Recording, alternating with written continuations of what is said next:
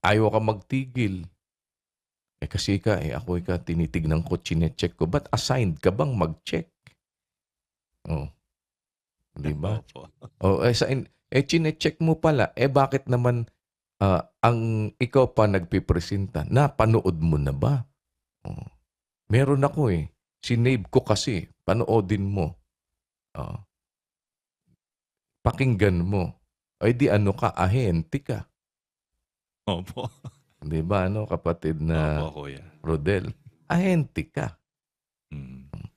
Tanungin mo, na-assign ka bang mag-save niyan? Oh. At ba't kung sino makausap mo, gusto mo pang ipapanood, panoodin mo.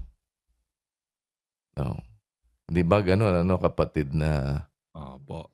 Rodel? O ngayon, lahat ba ng sulat ngayon, babasahin mo, kapatid na Rodel? Hindi po. Oh. Di ba? Ganun lang naman yung kasimple. Kaya nga ako, kahit sa mga email, di na ako nagbababasa Ano? Di ba? Bakit? Kahit pa, kasi pagka lahat ng sulat, babasahin mo, lahat ng salita, pakikinggan mo, baka makilos ang pag-iisip mo. Mapasama ang pag-iisip mo. Kasi maisip mo minsan, ganun ba? Sa kabila ng lahat ng ginagawa ko sa tao na ito, ganito isip mo sa akin? Ganyan ang isip mo sa akin? Walang-wala ka, sinalo ka. Wala kang trabaho, binigyan ka ng trabaho.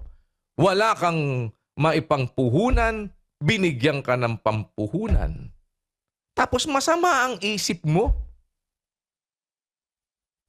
Di ba?